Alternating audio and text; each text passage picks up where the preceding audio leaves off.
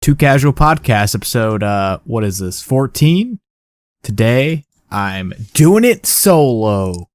The Solo-Dolo podcast presented by Dr. Pepper.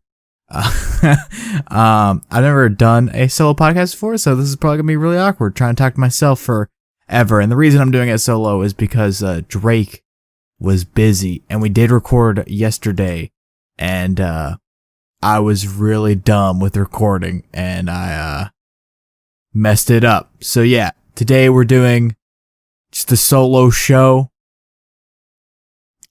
Should be like a regular show, because I talk a lot. Now Drake's coming out of his shell a bit, but this is like the original shows. It's a lot different, I don't know. Even though Drake like didn't talk, it still was like, for like the early shows he didn't talk that much. It still was like cool having somebody there. Yeah. So, what did I do this week? I started reading some more books. That's always fun. Reading is fun. Kids don't do that these days. I started reading a supposedly fun thing I'll never do again. It's a compilation of essays and arguments by David Foster Wallace. And yeah, I have barely touched it, so I don't have that many opinions about it, but I've seen a review of it. I found this really interesting movie review channel that is like very unorthodox, like very experimental movie review or book reviews. And I found it so fascinating. I found him for this book. Not this book. I found him for the other book I'm reading, but he also had a video on David Foster Wallace, who was a famous author in the 90s. You may have known of. Have you ever heard of him? But the book I was reading, the guy that I found that experimental guy from, was Ice by Anna Kavan. I was looking for like a review or like a summary or like, I don't know, an explanation. And there wasn't really that much to find out on this on Wikipedia and stuff like that. And I found it interesting. Like I found some stuff about the author and her heroin addiction, but nothing really about the book. And that led me to, David Foster Wallace. And yeah, reading. That's fun. You should try it out. They just invented this new style of entertainment. It's called reading. Have you heard of it? Yeah. And I watched some movies. Where's my phone? I can do more with this somehow, being by myself instead of Drake being here. Like I can actually use my computer and stuff, but I'm still going to my phone for the information. I watched a couple movies this week. Obviously Train to Busan, which was the film club pick, which was Drake's pick that I'm going to be reviewing by myself. I watched the new Witches movie on HBO Max, and it was really bad. I haven't seen the 90s one, or even read the children's book it's based off of, but yeah, it was pretty bad. Totally Under Control. It's a new documentary about COVID-19 and how the federal government how they controlled it and contained it, and how great of a job they did. And yeah, it's pretty long and pretty boring. It's like a straight up what you think you're getting at. It's like it's like watching C-SPAN for 2 hours, which C-SPAN is easily the best channel. I love watching the 1996 debates and at 3 a.m. Us here at Too Casual, we stan C-SPAN. That's as political as we'll get, is the C-SPAN channel. I watched A Woman Under Influence, this movie from the 70s by John Cassavetes, and it's a really high rated movie. It's rated 4.3 out of 5 on Letterboxd, and I'm sure it's up there on the top 250. I don't know exactly where it is, but yeah, it's easily on the top 250. I don't know exactly. It's number 57. Just found it, and I found that movie pretty boring.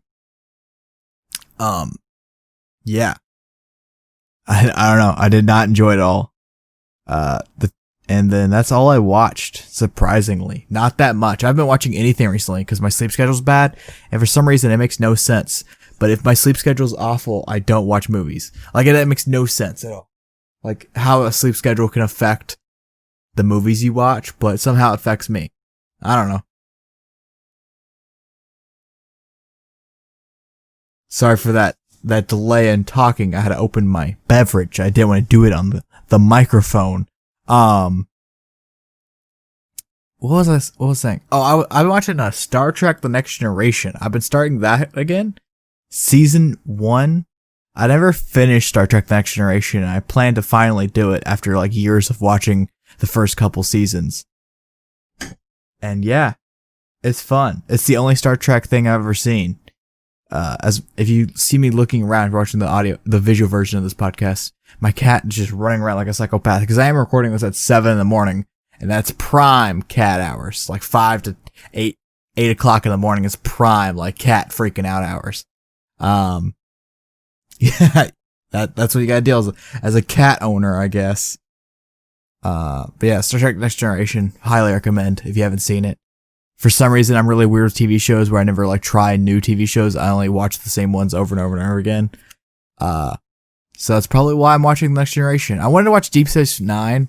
I'm thinking about watching all the Star Trek stuff and going like full nerd, but I don't know. I don't think I'll like Picard and what's the other one? What's the other new one? Discovery? Picard? And I don't want to sign up for CBS All Access, so hopefully they have it on a pirate ship. But that's like to come. There's like 700 total episodes of Star Trek. And I haven't even started with like the original show. I'm on TNG. The original show is like super corny from what I've seen from it. Obviously, it's from like the 70s. Or the 60s. I don't know exactly how old it is, but it's really corny. But yeah, that was my week. How was your week, listener? Did you have a good one? Did you quit your job and move to Italy? That sounds fun. Good for you, honestly. So, the movie this week was picked by Drake. He picked it because he wanted to see a fun zombie movie. And the pick was Train to Busan from 2016. It is a movie that I've seen before. What is my cat doing? It's a movie that I've seen before this. Directed by Yeon Sang-ho. I'm going to butcher all these Korean names. Because not only is it a foreign movie, these Korean names are foreign to me. And I really want to butcher it. And the worst part about it is, cat, what are you doing? The worst part about it is like each website I look on, the names, like the first and last names are in different order each time, as we have a Liberty Bibbity commercial going on in the background. But yeah, that sounds fun. So Gong Ho, Madong Siak, sorry for laughing at your name, dude, and Suan Kim are the actors. It is a South Korean film about a father taking his daughter to her mother's at Busan, and a leak at a biological factory caused the dead animals and humans to reanimate, and they have a desire to kill humans and eat their flesh, otherwise known as zombies. You've heard of them. Everybody's heard of zombies. Does the father get the daughter to her mother's? Does the train ever make it to Busan? Find out on next episode of Dragon Ball Z. Yeah, we'll see about it. So this movie came out in 2016. I saw it last year for my October Horrorthon watch through, which I've been very bad at this month. I've seen like 4 horror movies, and most of them are for this podcast. Actually, all of them, besides like one. And yeah. I'm being bad. Last year I watched 50 horror movies in October. And it's the 24th today. Cat, what are you doing? Alright, he's distracting me. He's making noises. I don't know. What was I saying? Yeah, Train to Busan, South Korean movie. This movie is a very typical Korean movie. Like, just like the way it feels. I don't know, like, if that makes any sense. If you've seen Korean movies, you know what I'm saying. And you like get what I'm saying. It's a very like Korean feeling with this movie. And I don't know, it's like over the top and like kind of corny at the same time. It's just like really weird. I probably should have got some like headphones and listen to music, because I just realized 10 minutes in, I'm just like listening to myself talking, and OBS is this fun thing with my Astros. Watch, I'm going to kill the podcast when I do this. Hopefully not. Okay, it didn't do it. OBS for some reason is a fun thing on my Astros where it just like won't let me listen to anything if I have OBS launched. Which is fun. So yeah, I'm listening to music now. That's sick. Hopefully that just ruins the entire podcast and you could listen to the music as well, which would be fun. But I keep getting distracted. Train to Busan came out 2016, Korean zombie movie. And yeah, it's pretty fun. It's pretty stereotypical, very Korean. It has like I'm going to compare the Korean movies to the Japanese movies I've seen, because I've seen quite a few. I've seen more than most Americans, I would say. But I'm not an expert in it. I'm not an expert in any movies at all, actually. I'm just a big dummy that thinks he knows stuff. But yeah, it's very like, I don't know how to describe that Korean. It's very like, you just get it if you watch it. You like get what I mean if you watch this movie. And the movie's like it. I don't know.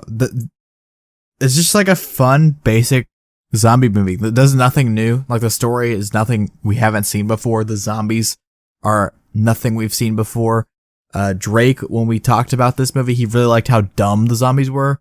And it kind of like leads to like one of my criticisms of the movie. And I'm going to say this and it's going to be like, you're going to be like, oh, Andy hates the movie. Stereotypical Andy hates everything he watches. This isn't like it's just like a thing I noticed and it kind of like makes the movie worse. And it's very, most of the movie's very like circumstantial. Like it's very like unlikely that order of events will happen. Like, for example, there's like points where a guy is punching zombies, he never gets bit, or like stuff like that, where it's just like, you just gotta like suspend disbelief and be like, okay, that's kind of stupid and unrealistic, but okay. But like also like the zombies are really dumb. Like the zombies like fluctuate in intelligence, I guess, throughout the movie, which kind of makes sense because humans are dumb and some humans are smart. Okay, like 99% of humans are dumb. You have like the one smart guy in the room. You have 99 me's and the one Drake. Yeah, I don't know. It's nothing new, nothing original. It's a foreign language film, which was, I think, Drake's second foreign language film. But actually, he found a dubbing of it, which I didn't see. I've seen this movie twice, subtitled. I've never seen a dubbing for it. I prefer the subtitles, obviously, because it's a more natural way to watch the movie, and I don't mind them. I don't know if he likes subtitles, but eventually I'll pick a movie and be like, hey, it's only subtitled. Get wrecked, kid. Get screwed. Get better, Drake. Get better. Yeah, I don't know. It's very cool. I think it's another like criticism of this movie is that it came out during like the renaissance of zombie movies, or like zombie in media, which kind of like takes it away. Like The Walking Dead, I guess, is like the spark. Maybe like 28 Days Later. Maybe that was like a start of it. There's always been zombies movies, so I don't know what I'm saying. Like the zombie, like there's like so many zombie stuff, so it kind of gets tiring. So like that kind of, and it's not new, so that kind of makes it worse. Yeah, I don't know. Zombies are interesting if you didn't know. Night of the Living Dead from 1960.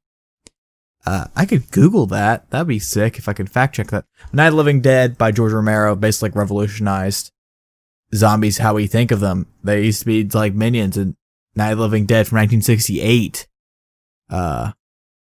completely changed the game. 1960 is the year Psycho. I don't know why I mixed those two up. So, I mean, I don't know. What am I talking about? I don't know. It's very basic.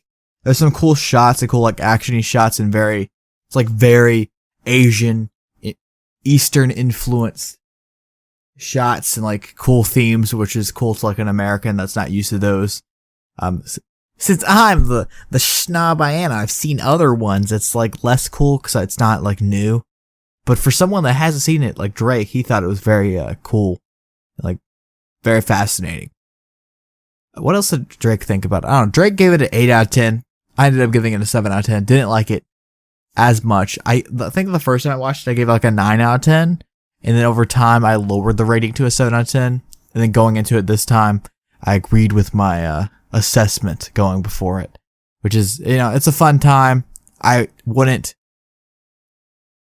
It's a movie that obviously everyone has opinions on everything. Everyone can have different opinions, but this one makes sense if you hate it. It makes sense it makes sense. I can tell the reasons why you dislike it if you dislike it, and I can tell the reasons you like it if you like it. Very sad, by the way. There's something about kids crying that gets me. Something about little kids crying that it gets me for some reason. I don't know. It's one of the main things that makes me cry. I cry a lot watching movies. I don't know why I said the main things, but kids crying is an easy gag to pull to get me to cry. Which making someone cry is hypothetically really easy to do. The 3 emotions you want to achieve with a movie, not really achieve. These aren't the 3 exact emotions, but the 3 main emotions, I guess, is make someone cry, make someone laugh, make someone scared. And making someone cry is the easiest of those 3. And this movie successfully does that. Didn't get me a second time, though. I was prepared for it. I was like, man, it got caught up in my throat.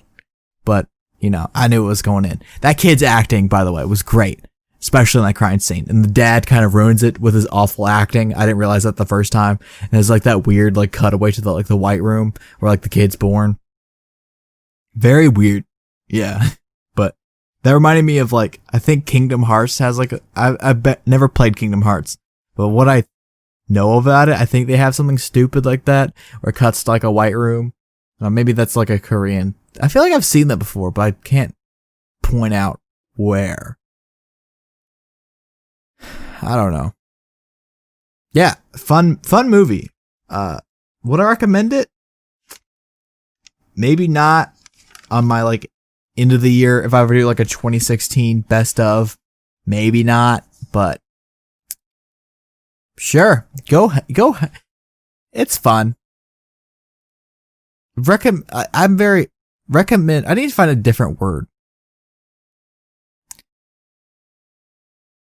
Recommend is the best word. Recommend synonyms would be a good thing to Google. Because, I'm very strict with the things that I would recommend. I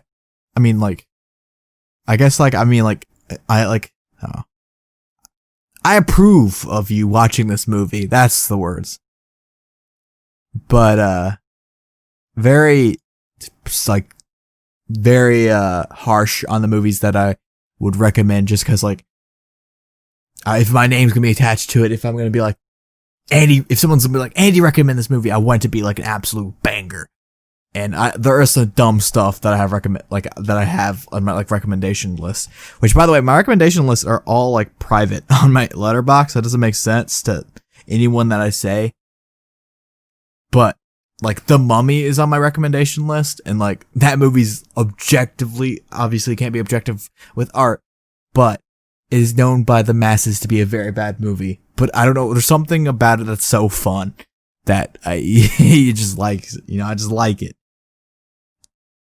I don't know. The Mummy. So, yeah, I get a 7 out of 10. My pick for next week is, obviously, it makes so much sense. The next episode comes out on Halloween. So what else would I pick besides Halloween Town from 1998, a kids movie that I watched on Disney Channel, that everybody loves. Halloween Town. It's gonna be a wild ride. I haven't seen that movie since I was maybe 8. I don't know. Halloween Town, 1998. 1998 sucks. The year's awful. 99 rules. 99 gang. But yeah, it should be a fun time. We keep on picking movies that between those 2 years. That might be the ongoing bit. 1998, 1999 movies only. That's it. It's not exactly true, but I feel there's been 4 picks out of the 12. So kind of it's funny. But yeah, it should be a fun time.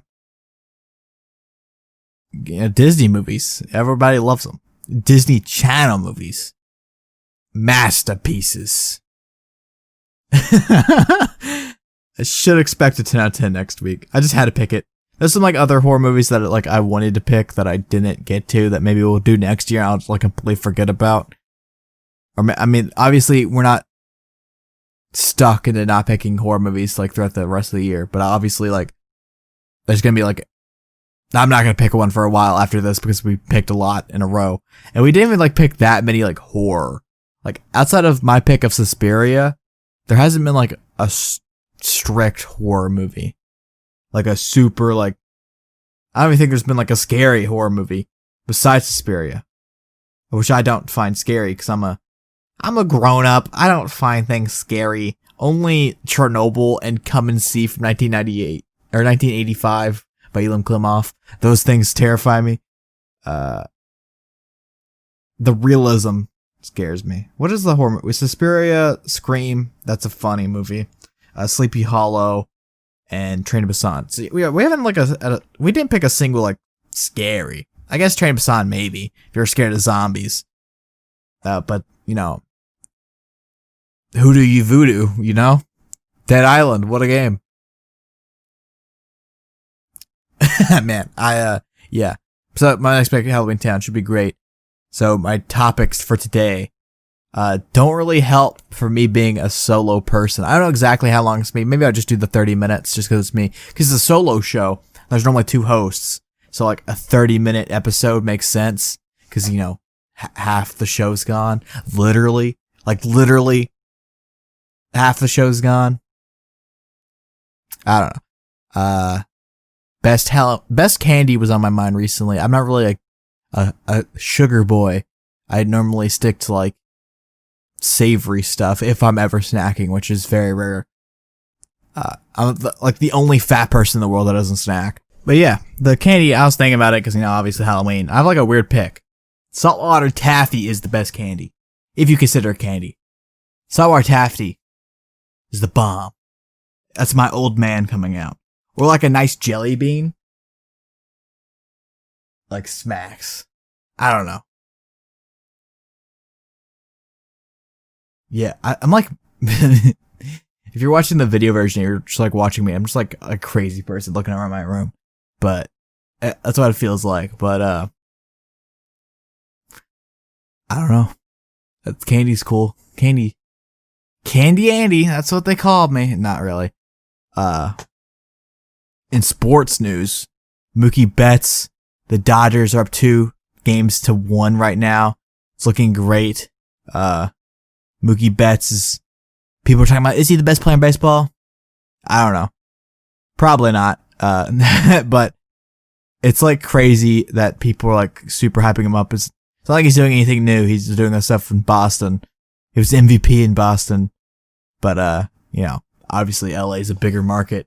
Baseball's been booming viewer wise. So, but yeah, that's cool. People are like, oh, so sad, Red Sox fans. Mookie Betts is no longer there. And like, I don't like dislike that obviously I would wish we had Mookie Betts still. Who wouldn't? Every person would be out of their mind to say that they wouldn't want Mookie Betts on their team. But I'm not like, dang, he's no longer at Red Sox, because it was like really, it's not like he left in spite or anything. It was just like the management was awful with money. Like paid Nathan Eovaldi a buttload of money, JD Martinez a buttload of money, and like you know that hurts you when you make stupid moves with money. It's gotta hurt you. That's, you know, I wouldn't want a league where if you just spend stupidly, it doesn't affect you. Which most people like with baseball. Like obviously there's teams that spend more than like the Rays. If their payroll's like 120 million, you look at their opponents outside the Blue Jays, all their opponents so far, the postseason, have had a payroll of 200 million plus, so almost double of their entire payroll, and they're going off, which is like the cool thing about the Rays being good right now, is that they're a super cheap team. And that's also cool because the president that built that team is down the Red Sox, which kind of helps because the Red Sox were really crappy with money. It makes sense how they were like, oh no, we messed up our money. Let's go get a guy that knows how to spin low. Yeah, Mookie Betts is great. Don't dislike him. It's fun seeing him succeed. And obviously, as me, lifelong Bowling Green hot rod fan, glad Tampa Bay. I really don't care who wins. I think the Dodgers should finally win one. They've been good for so long, and their team is just so stacked. I think they should finally win one. I think that's like the separation. The Rays just don't have that superstar talent that the Dodgers have. Like, outside of like maybe Blake Snell and that motherfucker named Randy who's going off in the postseason. Outside of them, do they really have like do they really have like a Austin Meadows is really good, but like they just have like a bunch of really good players versus the Dodgers. You have Cody Bellinger, Clayton Kershaw, Walker Buehler, Mookie Betts, Justin Turner. They go on and go on and go on. They have a very stacked roster. Man. That's baseball. It's just part of it. It's just part of it that the team spends more, wins it all. Then we have fights today, which happen in a couple hours. Khabib, Gaethje finally happened. This podcast will probably come out like slightly before those fights. So if you're listening to this, let's go, rooting for Gaethje, but I think Khabib's gonna win. Just because Khabib is too good. Khabib is so good. Khabib might be the best 155 all time, which is a super hot take. Surprisingly hot take. Like, you never see it that often, but Khabib is so just he's definitely like arguably the most dominant UFC fighter all time. 'Cause he just like, he's so good. He just completely dominates his opponents. I don't know. Khabib. People don't like his style, but I find it entertaining. I like all aspects of the game. On the ground, standing up. Obviously, people like boxing, but I like it all. UFC's fun. Even that like a really crappy Adesanya versus Yoel Romero fight that was like had the least amount of strikes in a fight ever. Even that fight was interesting. Maybe that was just because I'm a huge Izzy fan. But like, obviously compared to other fights, like compared to like Izzy versus Gastelum, which is like one of the craziest fights I've ever seen in my entire life. Obviously it sucks, but like, it's still like, I'm not having a good time. I wouldn't rather be doing anything else at that moment. I don't know. Yeah, UFC's fun. Baseball's fun. Basketball. Yeah. Basketball. The draft's coming up. Which is fun. It's fun. Timberwolves want to trade it. Pick, apparently. We'll see what they do. We'll see. The draft's like the November 15th or something like that. Should be fun. That's like a long way. We'll probably never talk. This is like the most we'll ever talk about sports on this podcast ever, because we like rarely talk about sports. Who was the hog of the week? Crap. It was the Raiders offensive lineman who sadly passed away.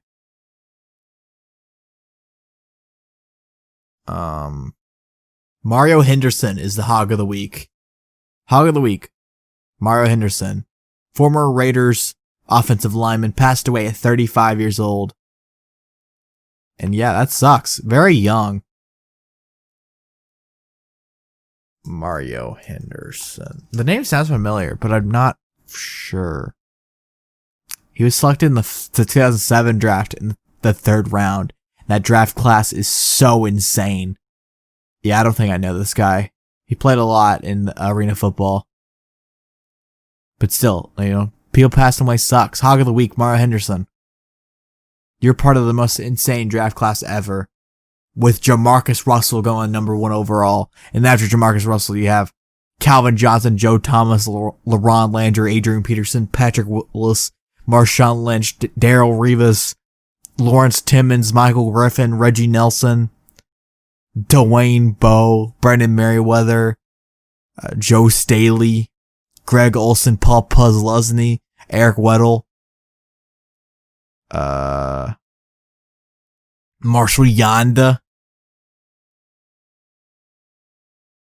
What a draft class. Best ever.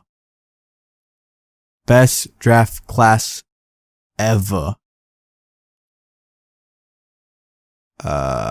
Yeah, that's gonna be it for the Two Casual Podcast this week. No one ever comments or does anything, and no one actually ever listens to this podcast. So if you're not my mom, let me know what you thought about the Solo-Dolo show. Will it ever happen again? Who knows? We'll see you.